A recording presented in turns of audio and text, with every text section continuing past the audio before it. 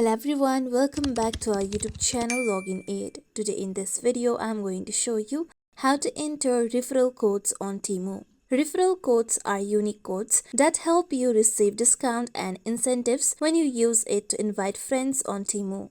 To enter referral codes on Temu, you need to first open your Temu application on your mobile phone. Now make sure that you are logged into your Temu account. Now here you'll be taken to Home. Now tap on You option on the down. After this, you'll be able to find Coupons and Offers option. Tap on Coupons and Offers option.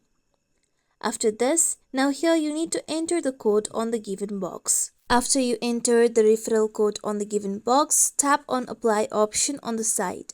With this, now you'll be able to use the referral code. This is how we can enter referral codes on Temu. This is it for tutorial everyone. Hope this tutorial was helpful to you all. If you like today's tutorial, make sure you like, share, subscribe to our YouTube channel for more tutorials like this. Thank you for watching.